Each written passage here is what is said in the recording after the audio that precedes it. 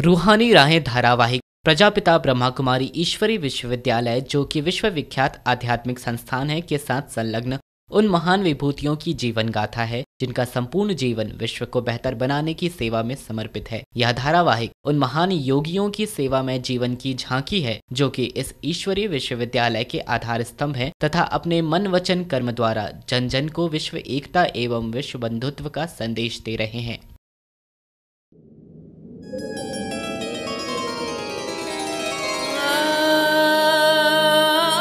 दिव्य गुणों की हैं ये राहें, ऊंचे स्वयमान की हैं ये राहें, विश्व सेवा में समर्पण है ये राहें, परम पिता को अर्पण है ये राहें, ये है रूहानी राहें।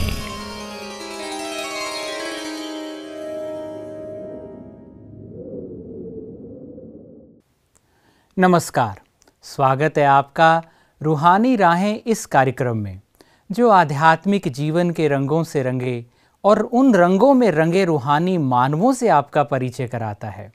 और दोस्तों, रूहानी राहों के ये अलौकिक राही वो है जिनके लिए सेवा और समर्पण उनकी निजी ख्वाहिशों से ऊपर है, जो विश्व सेवा और प्रभु प्रेम में ही सब पा जाते हैं और मिलते हैं, जिनसे भी उन्हें भी रूहानी राहों का रंग लगा जाते हैं। और रूहानी राहें कार्यक्रम की हर कड़ी में हम मिलाते हैं आपको ऐसे ही प्रभु प्रेम और सेवामय जीवन को जीते किसी प्रभु प्रिय से। और आज इस कड़ी में हम मिलाने जा रहे हैं आपको ब्रह्मा कुमार शांत कृष्णा जी से। आप संस्था के प्रशासनिक कार्यभार में अपनी सेवाएं देते हैं और योगी जीवन में जीने में बेहद आनंद लेते हैं। आइए आज उनसे करते हैं मुलाकात। ब्रह्मा कुमार शांता कृष्णा भाई, आपका जन्म आंध्र प्रदेश के हिंदूपुर शहर में 2 जून 1955 को एक धार्मिक संपन्न परिवार में हुआ। आप कई धार्मिक व सामाजिक संस्थानों से जुड़े रहे। 1983 में अपनी बड़ी बहन के माध्यम से ईश्वरीय विश्वविद्यालय से आपका संपर्क हुआ। ब्रह्मा कुमारी बहनों के त्याग, सेवा भाव व मधुर व्यवहार ने आपको विशेष रूप से प्रभावित किया। वर्तमान समय आप संस्था के प्रशासनिक व कार्यकर्ता विभाग के कार्यकारी सचिव हैं। माता जी धर्म का बारे में माना, गीता में 18 अध्याय बाय हार्ट कराने का, रोज़ कोई ना कोई कारोबार घर में ऐसा भक्ति पूजा पाठ और व्यावहारिक रीति से पिताजी ने ऐसा 8-10 प्रकार का बिजनेस था हमारा, अलग अलग स्टेट्स में भी था कारोबार, 4 स्टेट साउथ इंडिया में भी जाना आना पड़ता था। तो इसी प्रकार से और भक्ति मार्ग में बहुत इंटरेस्ट बचपन से ही परमात्मा ने हमको इस परिवार के द्वारा पहले से ही दिलाया। इन दोनों के रास्ते में ऐसा समय आ चुका था, एक ट्रांजिशन पीरियड जैसा। तो हमारे लौकिक परिवार में लगभग 11 कुमारियाँ और 2 भाई समर्पित है। 50-55 लोग बीकेस के जुड़े हुए ज्ञान योग में राजयोग का जीवन जी रहा है। माताजी और पिताजी को मैं नॉर्थ इंडियन टूर ले जाना पड़ा था, तो उस समय संस्था को नज़दीक देखने के लिए मेरे को मौका मिला। तो सभी स्थानों में जाके उनको यात्रा कराते कराते, तो जब ये साइट सीन कराने का, फिर बाद में जब शॉपिंग वगैरह ये लोग दूसरे लोग यात्री जावे, मैं वहाँ की नज़दीक का कोई भी ब्रह्मा कुमारी सेंटर में ले जाने का, माता पिता को वहाँ की निमित्त बड़े दादियाँ, बड़ी बहनें और उसकी सेवा केंद्रों को देखना, हर जगह में देखते आया कि एक अनोखा था। हर एक जगह में वही सत्यता, नम्रता, उसके चेहरे में निर्मलता, उसके व्यवहार में, ये सभी बहुत अच्छा लग रहा था।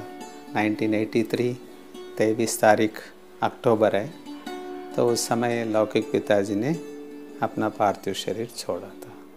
तो ये पिताजी ने, वो पिताजी के हाथ में मुझे हाथ में सौंप रहे, ये फीलिंग मेरे को फिर बाद में महसूस शुरू हो गया। तो घर में जो ऑलरेडी बीके मना बाबा का बच्चे थे, वो लोग सभी बाबा का चित्र लाइट चालू किया, गीत बजाने का शुरू किया। मैं ऐसा बैठ गया, तो उसी समय से मेरे अंदर जो योग की अनुभव की गहराई तक जाने का अनुभव का शुरू हो गया। तो फिर बाद में रोज़ उसी समय में बैठने का, मेडिटेशन करने का आधा घंटा 1 घंटा ऐसा पूरा परिवार वाले आके मिलते थे। बाहर जाने का तो कम हो गया, खाना पीना एकदम उसी परिवार में जो विधि पूर्वक जो चलने का, जो ब्रह्मचर्य पालन तो है ही है कुमार लाइफ में। ब्रह्म ज्ञान सुनने का शुरू हो गया, तो ब्रह्मा मुहूर्त में उठने का शुरू हो गया।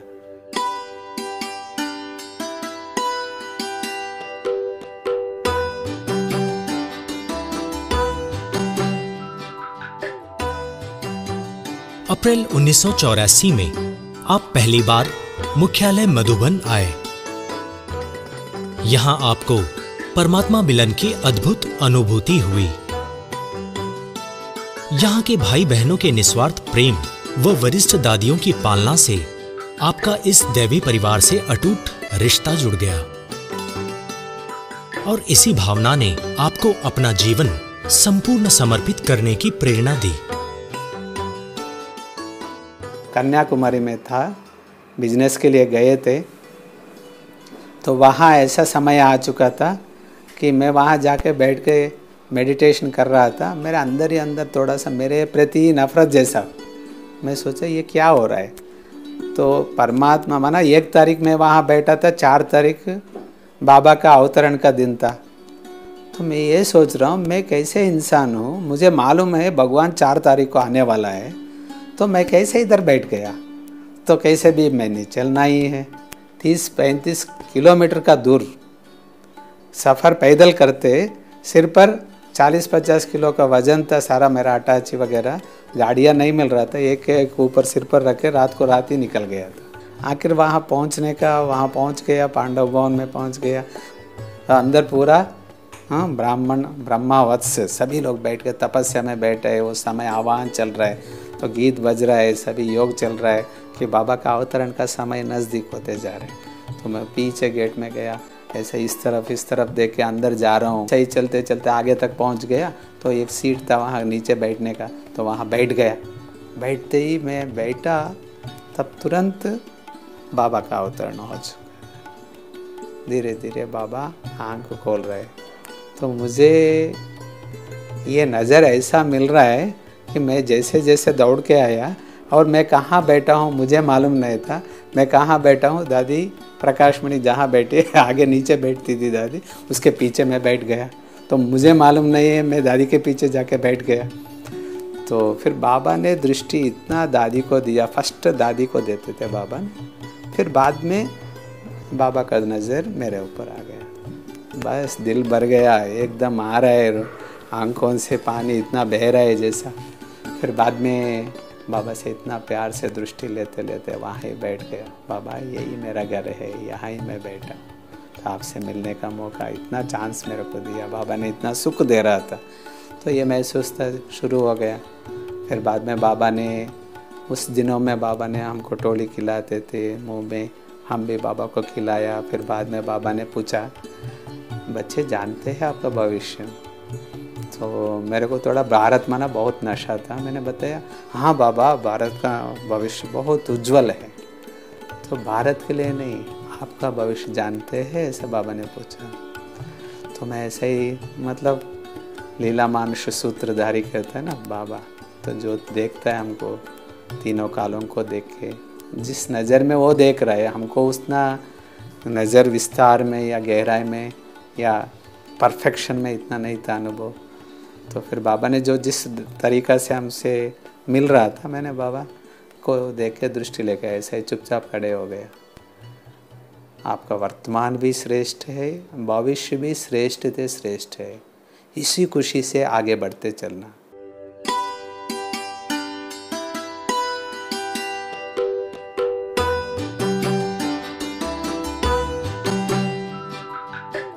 आप मधुबन में एक परिवार के सदस्य की तरह विभिन्न प्रकार की सेवाएं करते रहे।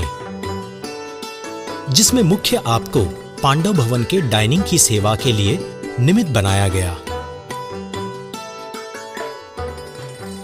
आपकी मेहनत व लगन को देखते हुए दादी जी ने आपको संस्था के प्रशासनिक कार्यों की सेवा की जिम्मेवारी भी सौंपी। वर्तमान समय आप प्रशासनिक विभाग के कार्यकारी सचिव हैं। दादी रतन मोहिनी जी के निर्देश में संस्था के सभी सेवा केंद्रों समर्पित भाई बहनों की सूची को देखते हैं।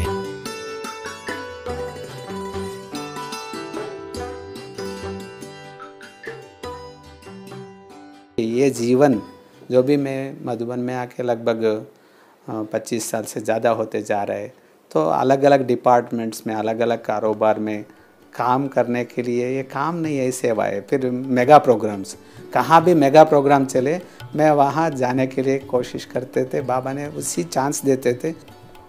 यज्ञ में भी इतना डिपार्टमेंट्स है, इतना कारोबार है, तो बाबा ने पहले मेरे को अलग अलग डिपार्टमेंट्स में, फिर बाद में कंस्ट्रक्शन में, फिर पीस पार्क में, फिर भोजन के व्यवस्था में, फिर अभी वर्तमान समय ईश्वरीय विश्वविद्यालय का पर्सनल एडमिनिस्ट्रेशन डिपार्टमेंट जो है वो दादी रतन मोहिनी जी के अंडर में, दादी जी की गाइडलाइंस में, और पूरा हमारा ईश्वरीय विश्वविद्यालय में जो समर्पित भाई बहनों के लिए उनका पर्सनल फाइल्स को या उसका ऑर्गेनाइज करना, उसका आइडेंटिटी कार्ड्स इशू करने का, ये सारा दादी ने हमको सिखाती है, कराती है, कैसे करना, कैसे आगे बढ़ाना है।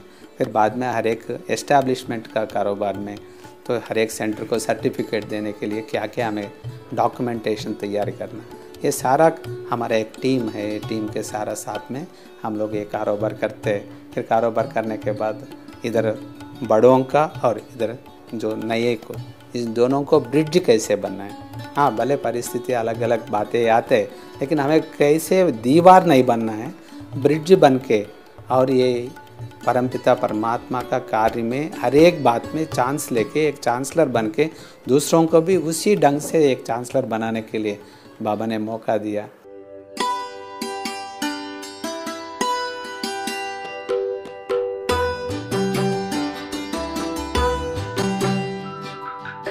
आप शांत व मधुर स्वभाव के धनी हैं।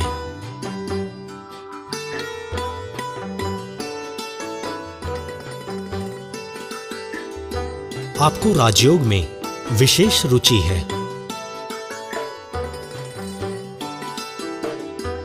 प्रतिदिन योग की नई अनुभूतियां करते हुए आप दूसरों के साथ इन्हें बांटते हैं।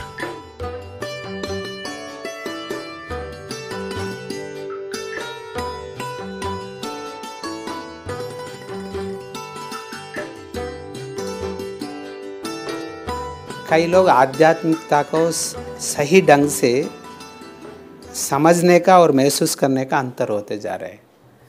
धार्मिक और जैसा रिलीजियस, डिवोशनल और स्पिरिचुअल, इन तीनों का एक समझ लेता है। धार्मिक भावना ये अलग है, और कोई कुल है, मत है, धर्म है, धर्म की बात अलग है। धारणेति धर्मः बोलता है। और डिवोशन, भक्ति करने का। और तीसरा है आत्मा का ऊपर अध्ययन, आध्यात्मिकता। आत्मा के बारे में अध्ययन करना आध्यात्मिक होता है। बाकी जो हमें भक्ति में जो भक्ति करने का जो रिलीजियस का है या कोई भी डिवोशनल एक्टिविटीज़ का है, वो स्पिरिचुअल में गिनने का कई बार मिस्टेक हो जाता है लोगों के अंदर। तो आपका आत्म साक्षात्कार से एंड होता है भक्ति, आत्म साक्षात्कार से शुरू होता है ज्ञान मार्ग।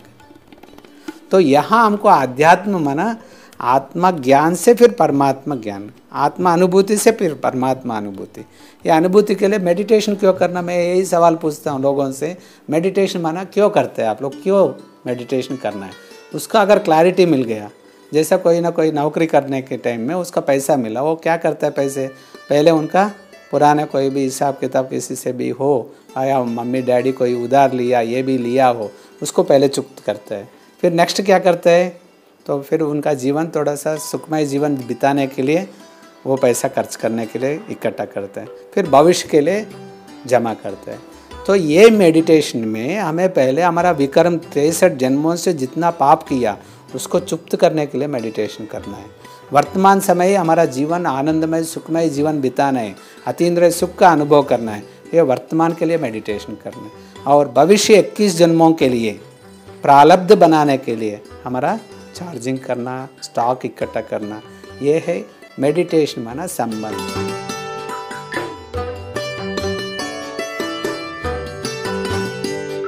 ब्रह्मा कुमार शांता कृष्ण भाई जी का निर्मल जीवन व हर्षित चेहरा सभी को खुश रहने व खुशी बांटने का संदेश देता है।